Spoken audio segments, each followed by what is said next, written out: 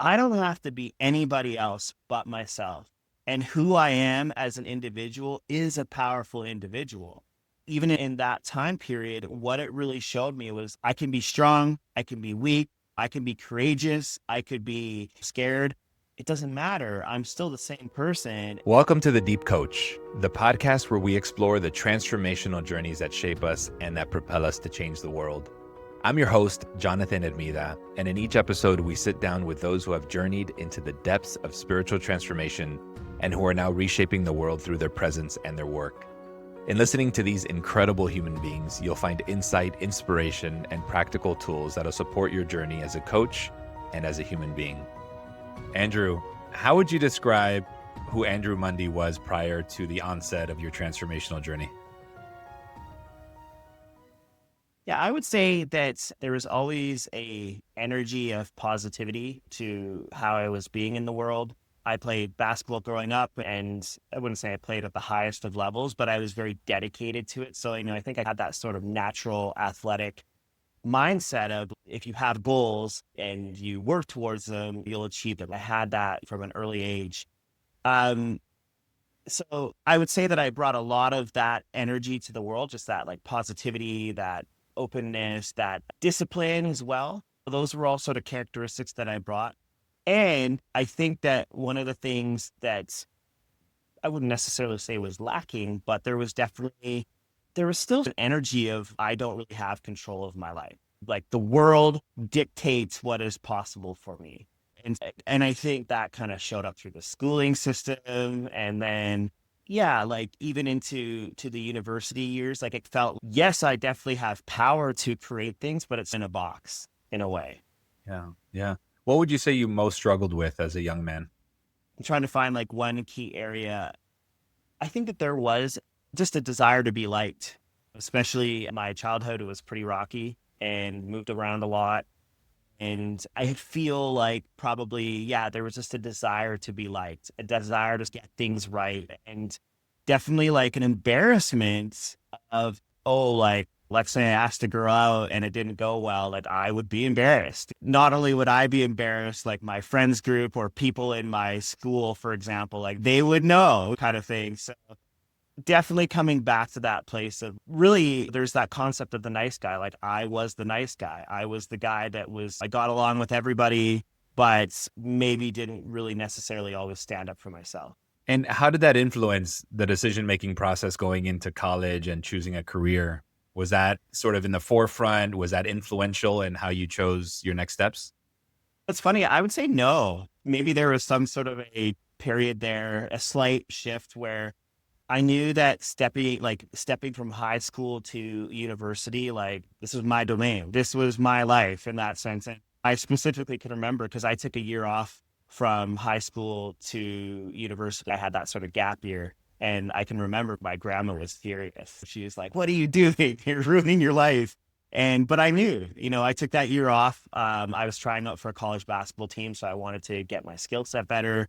And I wanted that time for myself. And then I knew that I just knew that university was going to be for me. At this point, there's nobody taking care of me. It's me going forward and creating my life. So I think that maybe there was a slight transition into adulthood, we'll say, but at least in that area, the people pleasing, approval seeking tendencies started to fade away. Yeah. So interesting. Yeah, there's the shift sometimes from high school to college. It feels like a fresh start. There's new people, new environment. You can kind of redefine yourself. So Mhm. there's a fresh start aspect to it, Absolutely. oftentimes. How did you end up in corrections? So initially I was looking in a way, I was wanting to go into policing. That's what I went to university for. And a part of it was procrastination. I didn't get my applications done in a timely manner to get into the police department. So not that opportunity went away, but it was easier to get into corrections. And it's funny, like thinking back on it. So policing in Canada, at least in that time as well, like it was harder to get into. Probably at 21, 22 years old, they probably wouldn't accept you. They would want somebody with more life experience. But going into the corrections department, that was the in the middle spot, right? The hey, we'll take you kind of thing. And like a part of also going into corrections for me, it was almost like a test, right? So the nice guy tendencies, the approval seeking aspects of myself, knowing that I wanted to go into this law enforcement career, I knew that I'd have to toughen up. So what better environment to put myself in than into a correctional facility? In what ways did it toughen you up? I think that's, again, so I started as a correction officer when I was 22 out of university. So you think about that, like you're going from a youth university dynamic. And like I went to a Tony Robbins event that year, so you think about that, it's like there's all this like possibility and creation happening in this side. And then I'm stepping into this world where this is like the underside of the world. This is like the real darkness. It's like, when you talk about that toughening up aspect, it's like you adapt. You really adapt to the environment. And again, like for example, like when I was 22 years old, my job was basically like I would be working on a prison unit with 40 men. So 22-year-old who's basically like responsible for the safety and security of 40 grown men who are criminals. I think naturally it showed me, I guess, in a way, like some of the realities of the world in this sort of dark way, but it actually made me get more tactically sound too, right? I had to develop communication skills. I had to be able to read people. I had to be able to understand like communication dynamics, because when you're in an environment with 40 people, if you're not going to be tough enough or have enough martial arts skills or use of force skills to get out of that environment unless you're tactically sound. Was there ever a sticky environment that you found yourself in that situation? So yes, overall, I was very fortunate in the 8 years that I worked there. But yeah, like even so, when I was 23, um, in Canada, how it works is that if you have offenders that are on remand, so let's say somebody's committed a crime and they haven't been sentenced yet. So they could be like a federal offender, somebody who's done like major crimes, but they'll be in a provincial facility, or they'll be in what I would say the equivalent of as like a state facility, right? So what then happens is you've got this like melting pot of, you've got some people that are like, they haven't really done a lot to, you've got these hardcore criminals. And there was just, even at that time, there was an individual that I'm interacting with this guy every day. And this guy was a pretty dangerous individual. And so it was scary. Like it was probably, in the 8 years that I was working there, one of the most tense times, because I was in that environment every day trying to keep the peace in this space. And did anything ever break out with him? No, yes, and nothing. Yes, there was, but he got moved to a segregation unit, basically. Yeah. Okay. So then Nothing when I was there, though. Sure. Yeah. So then what was the decision to finally leave corrections and go into, I believe, sales and marketing, right? Yeah. So it was a couple of things. One, I think at about the 7-year mark, we'll say, I mean, I was always looking to get out. That's the thing. I was looking for, hey, what could be the business opportunity or the thing that could be the next transition? Because that was never what I wanted to do for a lifelong career. But so there was that aspect of it. Just, hey, what are my options? What is the transition that could get me out of the environments? And then there was a time in the facility where there was a political issue that occurred, and there was an incident.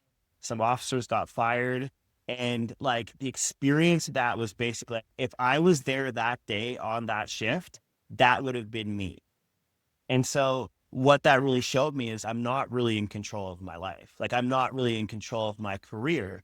And if I was there and I didn't have a plan, an exit plan or that type of thing, all of a sudden I've lost my income, I've lost my benefits, and I'm out on the street kind of thing, right? And so it was a combination of the two. One of just, I was ready to transition into something different, and I saw the writing on the wall, so to speak. Yeah. What was happening inside of yourself during this time? What was your inner landscape like during this period in time? I would definitely say it was a transition period. It was knowing that I'm making the moves. I'm leaving this environment that I've been in for 8 years that I know and it's familiar to me.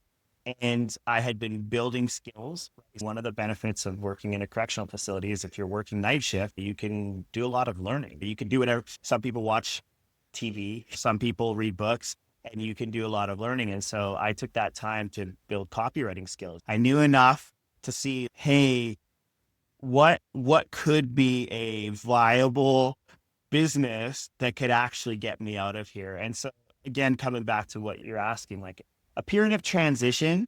And at that specific point, I would say there was power. There was confidence. I've got this. I don't know. I don't know where life is going to be going from here, but like I could trust myself.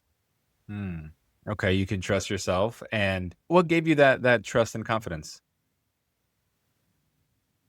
Good question. I feel like it was everything that I had done in life to that point. Even like you talk about playing basketball. Again, it's like I played basketball for, I don't know, 7 years. And there's a mentality there. It's, again, you just come back to that place of you put in the work, you put in the effort, like things get created. And I think that's the mentality that's carried with me in life to that point, is that I'm not the smartest person. I'm not the best looking person. I'm not the most charismatic person in the world. But the one skill set that I have is the ability to generate momentum and consistency. And I've seen that in my entire life, whether it's been in playing basketball or getting jobs or in learning and development or attracting my wife. It's if you put in the effort and you stay consistent with it, things will get created. And so I think like it's neat to speak to it because that sort of feeds into that trust and confidence over time. Yeah, I can see that. So you're on this external journey, going from basketball to university to career, eventually meeting your wife, your now wife. When did that inner spark to go deeper inside of yourself? What was that inner spark for you? Yeah, there was a moment where really when my son was born. So my son was born in April of 2017. And I would say there's a 5 year period there. Again, I was working in corrections. Things weren't necessarily all going the way that I wanted to in life. And I felt defeated up at that point. Of course, I was showing up in life. I was still going to work. I was still doing things. But overall, there's this feeling of like hopelessness, of defeat. And one of the things that I was numbed that with was playing video games. It's checked out, right? Yeah, I go to work, I do all the things that you need to do in life, but ultimately, like I just play video games to get some excitement in life, for example. And when my son was born in 2017, it was really interesting because I remember in the first week that he was born, again, still showing up, still doing all the things that we needed to do, but there was sort of this desire in me to like, hey, I want to go play this video game when my wife and my son are sleeping. And there was a specific moment where I was like, okay, what's going on here? You have a new son, and there's two paths here, right? There's the one path of you continue to just play video games and like half show up in life. That's going to have an impact. I know that that could still be good enough. Like I could still be fine, even if I was to do that. But there was this other side of me that was like, what kind of example is that? What kind of example are you actually setting for your son where it's like you're just showing up half-assed in life? You're just showing up 50%. Yeah, sure, I could get away with that for a couple of years, but eventually he's going to see it. And it's definitely going to have an impact in our family along the road. And so that was a pretty pivotal, that was the moment where it's just like, things have to change. Things have to get better from here. Hmm. In that moment where things have to get better from here, what were some of the first landing spots that you landed on in terms of resources and outlets? I'm hesitant to say, but Please, this is what this piece is all about. but at the same time, it's yeah, I'll put in there. So the first person I actually came across at that time was Grant Cardone. Okay. Well, and tell me Uh, why. Why are you hesitant to say Grant? well, he's got a bit of a reputation out there as being a bit of a slimy, unrealistic individual. But I will say he's got a book called I think it's called the 10X Factor. Like at that time, like that. Well, there was other resources I had as well, or I was coming across, but it was just even reading that book, right? It was just like, oh, like this guy sees life differently. There's something to this where it's like, he's just willing to put himself out there. He's willing to put himself out in the world and really, if anything, claim what he wants. And it's funny. Like that's really the first resource I can think of that I came across. And then it's just dovetailed into a bunch of others. Hmm. At what point, so whether it's Tony Robbins or Grant Cardone, in many ways, these are folks that are teaching you to affect the external world, to after what you want, to have the right mindset, to achieve your goals. What were some of the resources that began the inner journey a little deeper than that and questioning or asking the bigger questions in life for yourself?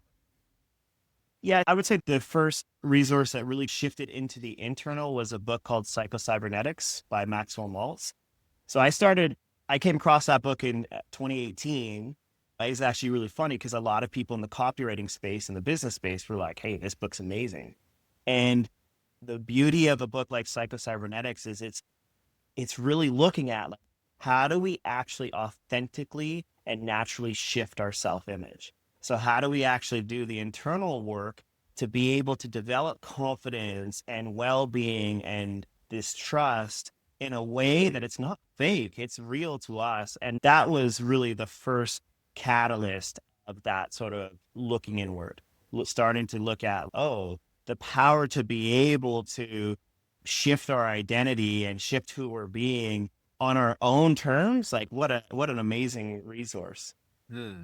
And how did that start to influence your relationships and the way you were thinking about the trajectory of your life?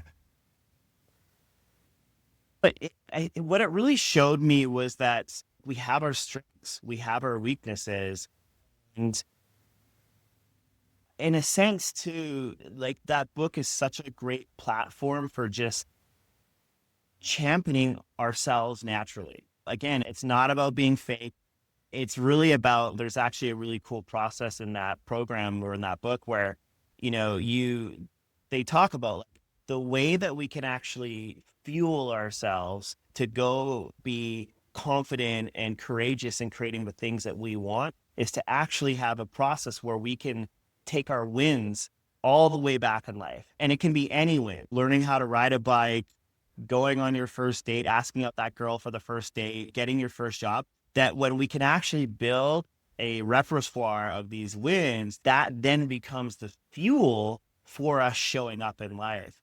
And what that book really showed me was I don't have to be anybody else but myself.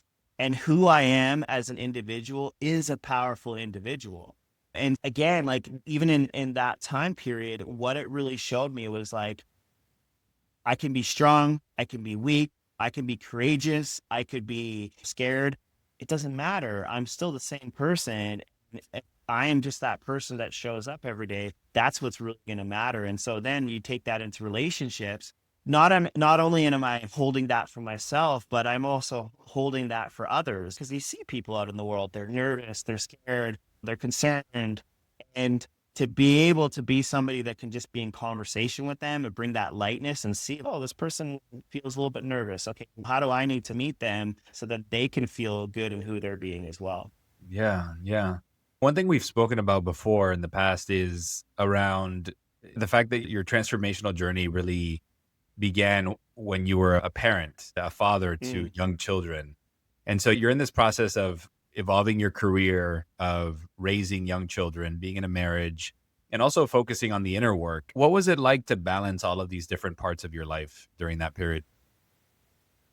It definitely hectic is probably the easiest word to describe it, but it all comes into synchronicity. I think that's for me, it's just you have your commitments, you have your family commitments, you have your work commitments. And so I think in a sense, it's like ensuring that, hey, I show up for my family, I show up for my wife, I show up for my kids, do what needs to be done so everybody is taken care of.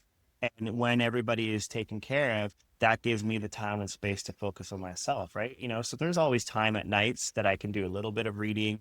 And I think as well, you have to get creative. So for example, like I hear a lot of people who they'll say, I don't have any time. I don't have time to do this stuff. It's worth exploring because you can make it happen. Again, is it that you're sitting there for 2 hours listening to that course? Maybe not. But for example, I've listened to many courses while I'm cooking dinner, while I'm driving my car, while I'm mowing the lawn. And what my skill set there is, I'll listen to things multiple times. So let's say I'm mowing the lawn, I'm driving my car, I'll put on the same program 2, 3 times.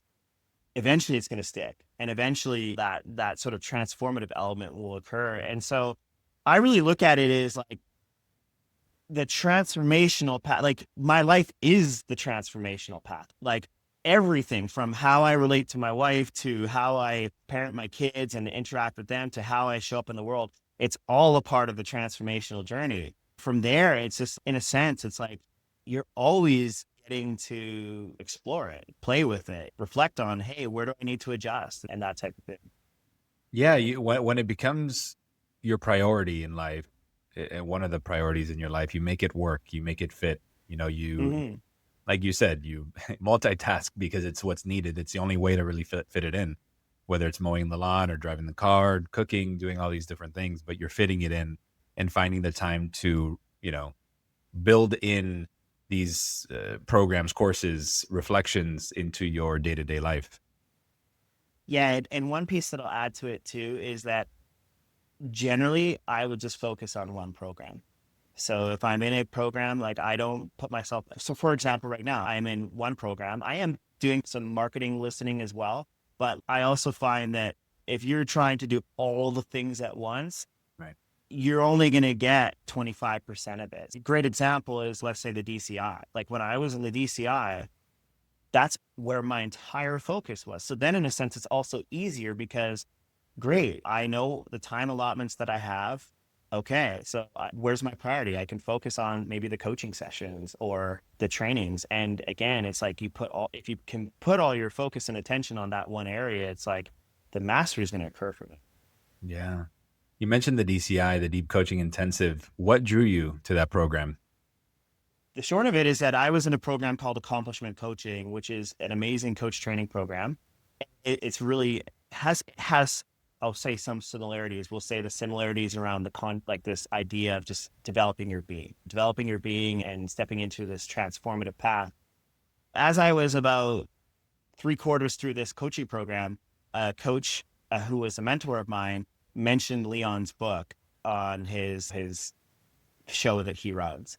And in speaking of the book, I was like, oh, that sounds really interesting. That sounds what I'm looking for. And so I started reading Leon's book, A Shift in Being, while I was in this coach training program. After reading the book, I was like, oh, this is what I've been looking for in the coach training program that I'm currently in. Like, this is the missing sort of piece that, like, it totally makes sense now. This is what the true ontological work is. And the thing that I can specifically speak to is, even in that coach training program, there was a lot of focus on, say, the transactional. Right. So hey, client, we have a goal. Like, how do we go achieve that goal in this coaching session? And I know I'm getting into the depths of it, but what I really understood, even from reading A Shift in Being, was like, oh, the true transformative element is like truly being in the moment, truly just being attuned to what's happening in the space. So I got that just from reading the book. So obviously then I went into the holding space program first because that's what was available next. And then stepping into the DCI, it was an absolute no-brainer for me. Yeah. But before diving more into that, taking a step back, what initially inspired you to get into coaching to begin with? So it was during that period of the psycho-cybernetics reading, and I actually did like a coach training certification, just a very short one. It was a weekend session down in Florida. What I saw from that, just from that training and from that book, was there was a need. People were wanting support in this area of just enhancing their self-image, being more naturally confident. So I really saw that there's a uniqueness to this. There's a uniqueness that I could bring to this. Not many people have this, even at that point that I saw. And then from there, it just kept building, right? So I started with psycho-cybernetics, got into a life coaching program, found a book called The Heart of Laser Focused Coaching by Marian Franklin, which actually showed how to create she's an MCC coach, So it showed like, how do we actually take somebody from the beginning of a coaching session to the end? So from there, it just kept building. I kept finding, okay, what's next? Where do I go next with this? Where does that lead next? And then ultimately, like, getting to have conversations to support people at that level where it's actually making like a deep internal difference in who they're being. It was a natural fit. Yeah, yeah. How did the deep coaching intensive change you? Good question. Just even following what I spoke to before, there's a few different paths. One, it had me become more attuned to spirit, more attuned to, okay, so here we have this sort of material world in front of us, but there's different domains. There's the spiritual, there's the universal domain, there's the spiritual domain. And what the DCI really connected for me was like, we can play at all levels. So yes, we're in this material world and there's things that need to be created here, but at a higher level, if we're living our life from our highest purpose in alignment with spirit, that just creates a much more magical experience of living. So that was really one of the many things that I took from it. But then to actually be able to have a coaching philosophy and process that's generated in the same way, where I can just show up with somebody in a space. I don't know. We don't have to have any talk and be able to create something like that where, whether I'm supporting somebody to achieve their next goal, or I'm supporting them to understand, to feel into how they more deeply want to live their life and be in connection with spirit. It's just a truly magical gift that the DCI was. Yeah, there are very few spaces where you can replicate that experience of being so deeply connected and attuned to another human being Mm-hmm. that sort of way. It's really quite magical and special and different. Yeah. And again, what started to shift inside of you? So you're now called to support others more deeply. And again, what was your experience of yourself and life as all of this was shifting inside of you? I would say that again, I don't really, and not that you're saying this, but I don't really hold coaching as different from living, so to speak. I see it as all the same. So whether I'm in a coaching session with somebody or whether I'm interacting with somebody out in the public, to me, it's all the same representation of who we're being. And so I think, if anything, the DCI just really opened that up for me to be like, here I am, I'm this human being. Some people are going to be ready to have these deep these deep conversations with me, and some people are not. Some people are going to be a little bit more surface level, and it's all good, because if I'm being a representation of purpose and spirit, then it just creates for a much more freeing way of living. And that's what I look to embody. Leaving the DCI, I completed the DCI in early, I believe it was 2023. And I would say I just continue to build on that. Obviously, as I continue to get deeper in who I'm being and more understanding of how I want to be expressing myself in the world, it just continues to shape the path.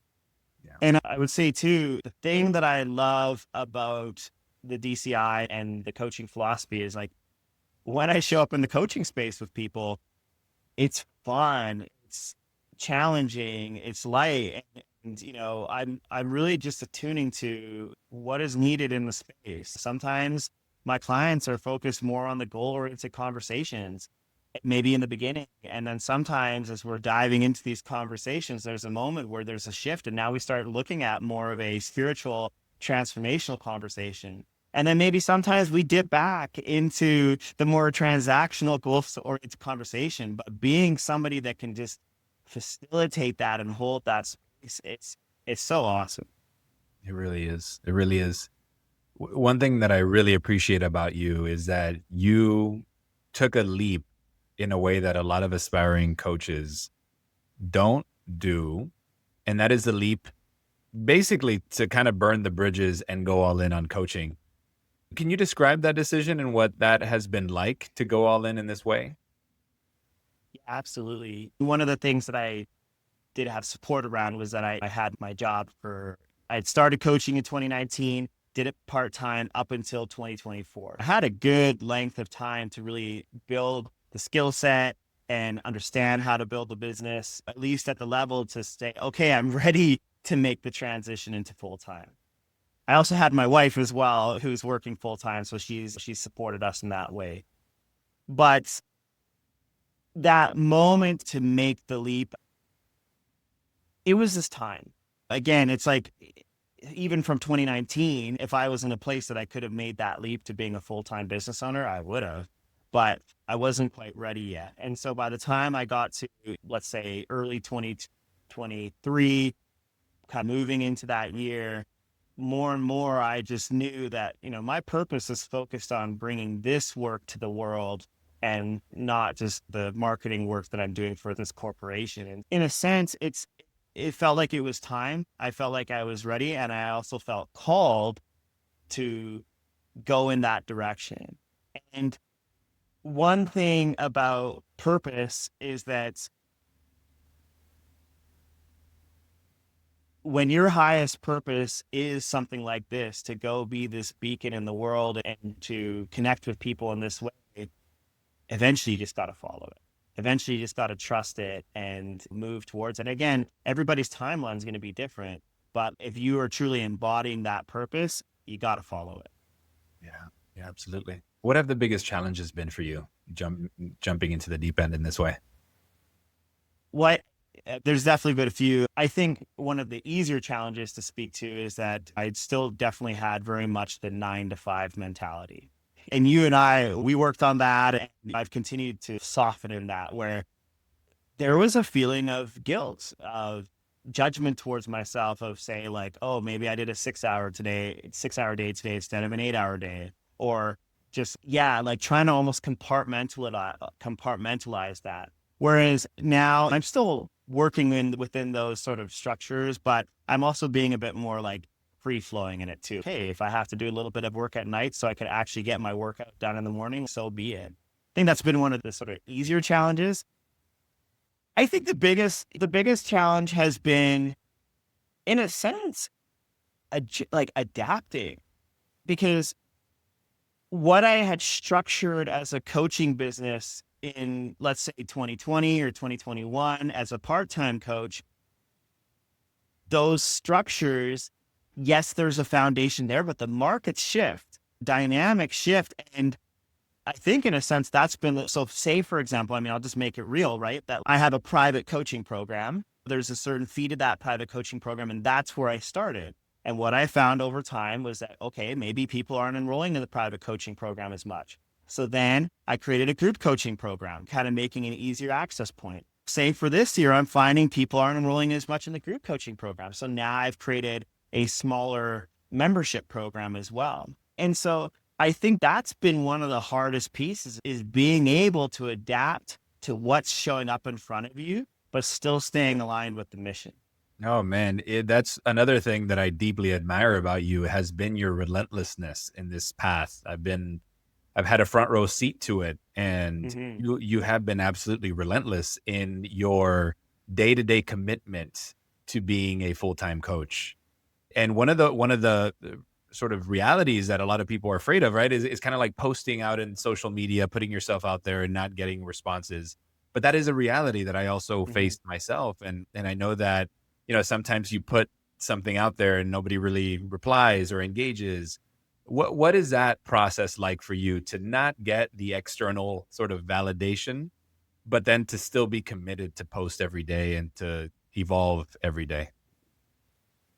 Yeah, you're talking right to one of my survival mechanisms. It's challenging, right? When we put our gift out to the world and it's not being received, or you're like, oh, I created this amazing thing, and you get crickets on it. It hurts. It does hurt. I want to make that very clear. It's something that I continually have to work through and correct myself, bring myself back into alignment.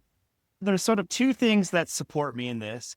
One is that recognizing, when you're building, let's say, an online business, this could be in person as well, right? That there's a lot of people out in the world, and they're in a lot of different places. And so some people are more ready for coaching and some people aren't.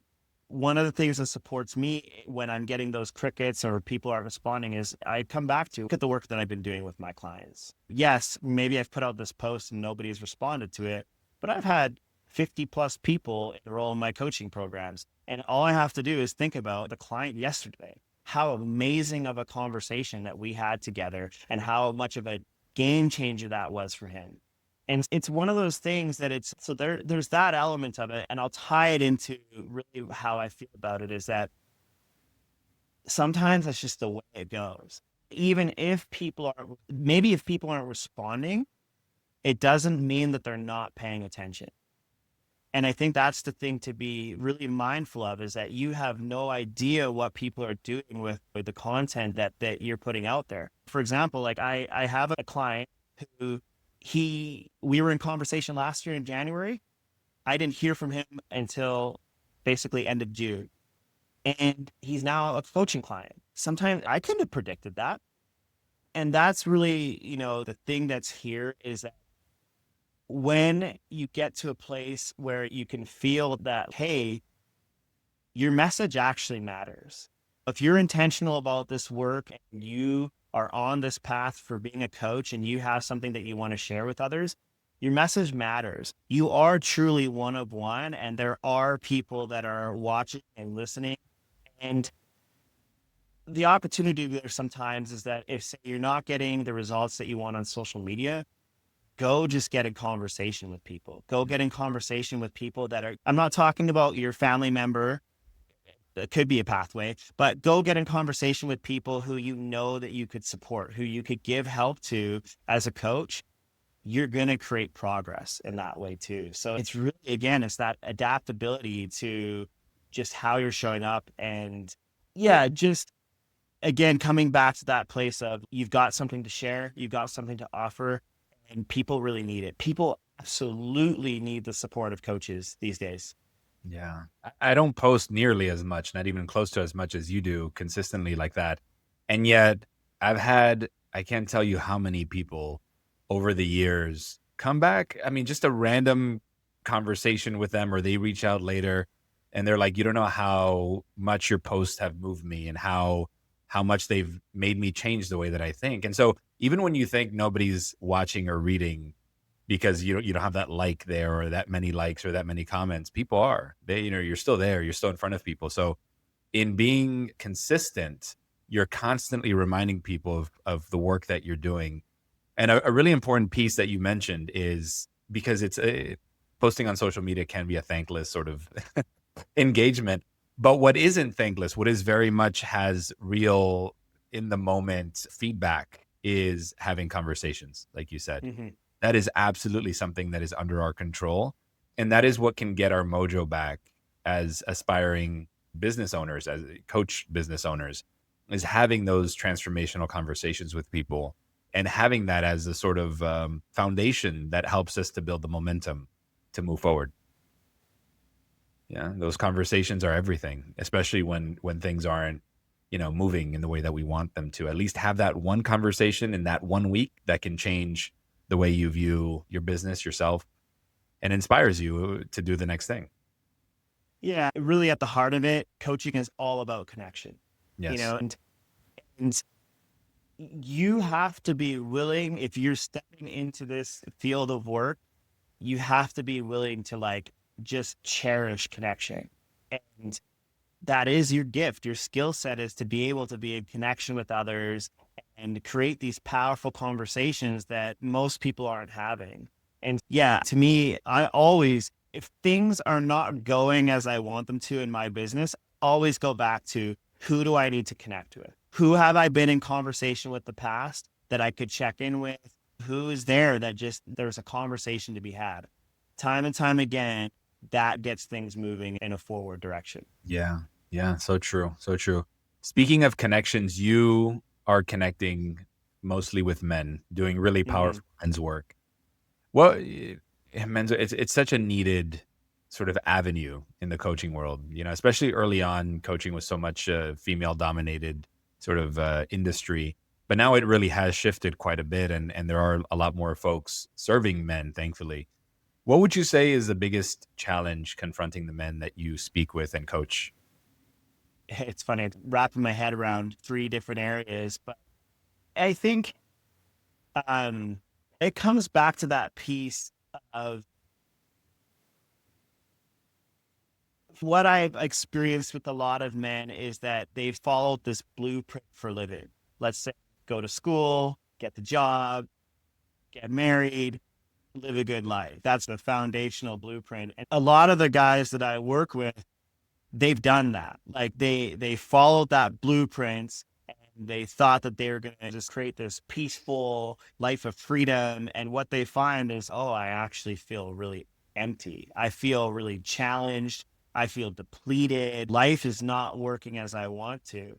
And in the society that we're in now, a lot of that pathway has been people pleasing and really strategizing as well. That's a big one that I see is, okay, if I do this, I'll get that.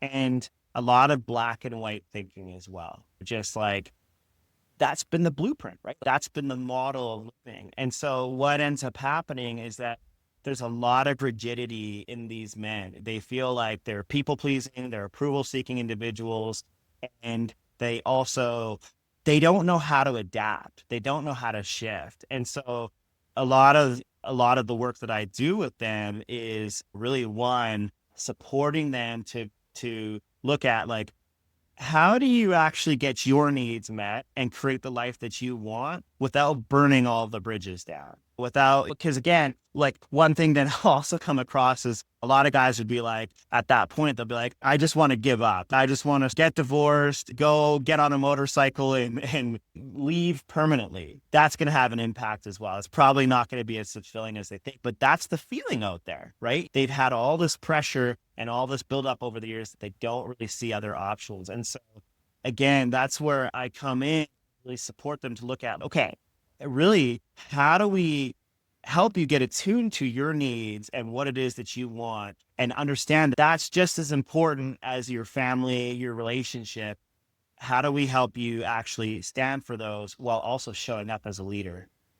And I'm curious about this point because oftentimes with men, what they say they would need is they're more externally driven. So that recognition, that accomplishment.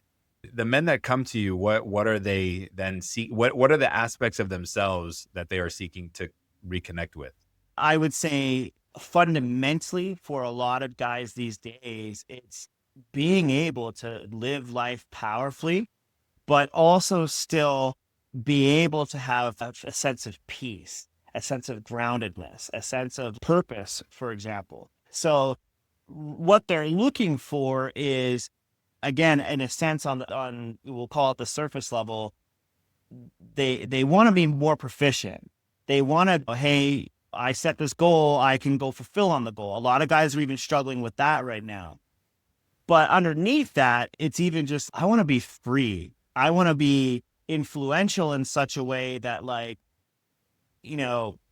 let's say in a marriage that, like, I can get what I want, she can get what she wants, and both of us are working together. We have that synchronicity so that life is good. I really get that sense from a lot of guys that they're looking for, again, that ability to be powerful and really generate, but at the same time, just to be able to be free, to be able to just be peaceful in the way that they're living as well.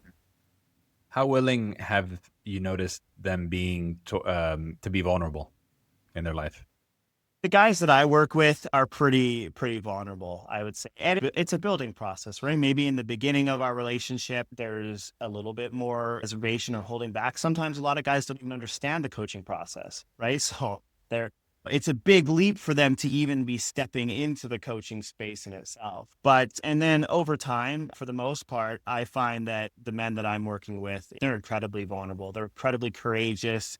They're willing to be challenged. It's quite amazing. Yeah, beautiful, beautiful.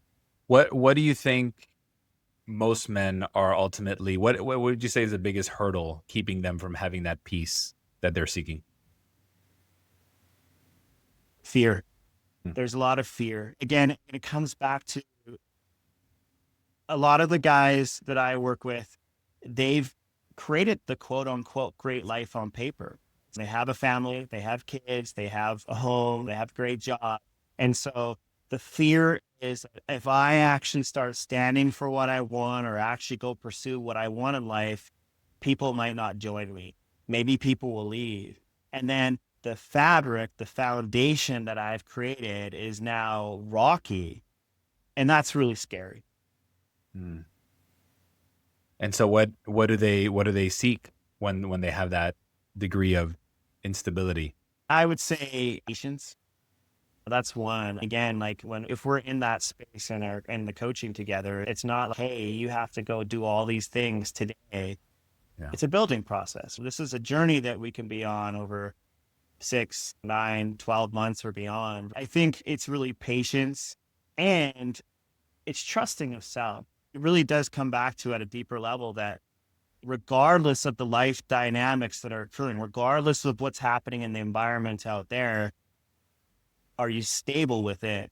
Are you grounded within that you can just be calm and peaceful and being able to adapt to the environment that's occurring around you? That's what men are. Maybe they're not outright saying that's probably not the thing that they're going to say. Hey, that's what I'm looking for. But that's actually what they're really seeking. Yeah. Yeah. What are the aspects of men's work that you're excited to lean further into? So the pathway that I've been going down this year has been much more focused on the embodiment side of work. So somatic practices, more physical practices. And I've been diving much more into topics around intimacy and sexuality for men as well. And I absolutely love this work. I would not have predicted that I would gone down this path a couple of years ago and actually like creating my own mastery around it. And the conversations, you talk about the vulnerability, but the depth of what can be created when we're really, again, diving into the underbelly of what most people are talking about in society. And yet a topic like sexuality and intimacy is everywhere. I love it. It's such a cool place to be able to support men around. Yeah. What are some of the biggest challenges related to sexuality that you're noticing men have? So I think the big one out front is pornography and just like again, I mean, there's so many dynamics to it, and I don't even want to necessarily say that pornography is wrong, but there's an artificial attachment to it, right? So I guess the easy thing to speak to is that if somebody is using pornography as their primary outlet, they're actually likely going to they're going to become detached from real people, from real intimacy with a real human being. And ultimately, you keep going down that path, it's going to continue to create struggles. And so pornography is a big one. And I think ultimately, a big topic around, I'm going to call it desire. We all have desires. We may have intimate desires or sexual desires. And a lot of the times we've been shamed or made wrong, or we've had to hide it because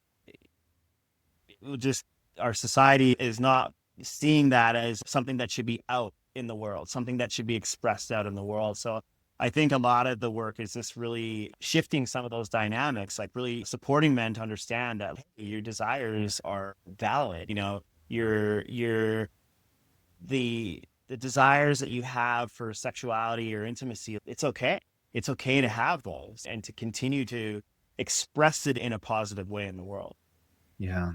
I think the most toxic emotion that men struggle with by far the most, and that is at the core of all the hate in the world and all the dysfunction in the world, at the core of why someone is drawn to commit suicide, shame.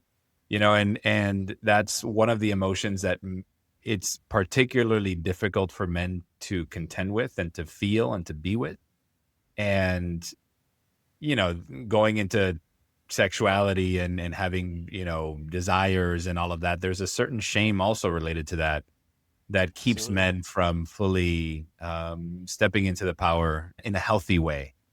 Right. And that's Yeah. why there's so often male sexuality can lead into deviancy and sort of the more destructive means, because there's no outlet for sort of the desire, that's the healthy version of the desire that's there.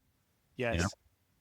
Yeah. And I'll share with you, it's so amazing that you're talking about the topic of shame. Like even for this year, like in some of the work that I was doing with the coach, one of the things that we actually brought up was the shame that I feel.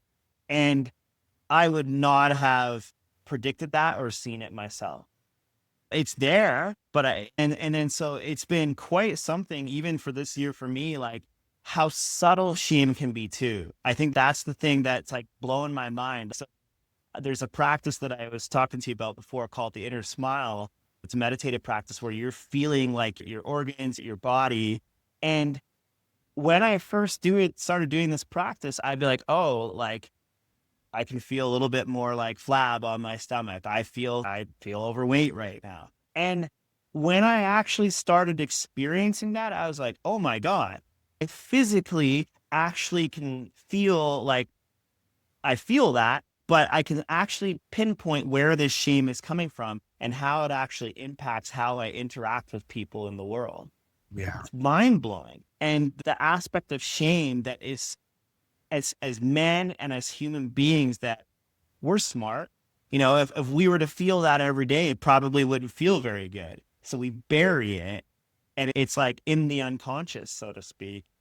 But to actually, again, talking about this at a bit of a higher level, it's just that, wow, like for me to actually go through that experience myself and actually see, oh, this is actually how the shame is manifesting in me, a coach who works with this stuff on a regular basis. It was mind blowing.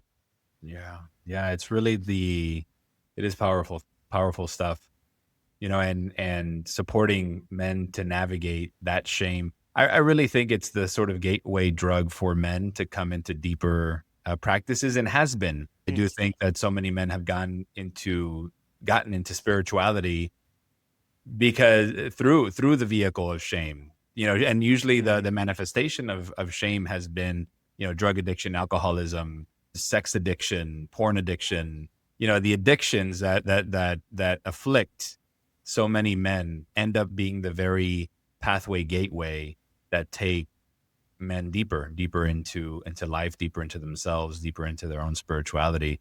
And so it's really powerful work that you're doing out in the world for all of these men, being the sort of the Sherpa into their deeper being. Thank you so much. Yeah. Andrew, as we start closing out this amazing episode, if you could leave listeners with one invitation, something that they can reflect on or practice in their own transformational journeys, maybe it's something for men, maybe it's something broader, but what might that be? I think the most potent one would be I'm not going to say practice, but is to get a copy of A Shift in Being. That's the one that's really going to make a difference. It's hard to really pinpoint one practice that's going to specifically work for everybody, but I do know that book will make a difference. Yeah. And again, to me, for the folks that are listening, it's get involved in a community like the Center for Transformational Coaching, because by having that book or being in a space like that's actually going to open up the gateway for feeling into what's most needed next for you. Where could my attention be for my own growth? And so that's what I feel like offering. Wonderful. Wonderful. Is there anything else that you want to share before we close? No, thank you. Thank you for the space. Thank you so much for being with us today. To learn more about today's guest, visit our podcast landing page at www.podcast.centerfortransformationalcoaching.com. You'll find links to their website, social media, and anything else they might want to share there. And if you're curious to explore more about our work, our trainings, or the deep coaching approach, you'll find everything at www.centerfortransformationalcoaching.com. A new episode of this podcast releases every 2 weeks, so please subscribe wherever you listen to stay up to date. Until next time, stay present, embrace love, and continue sensing into what life is calling you toward. See you soon.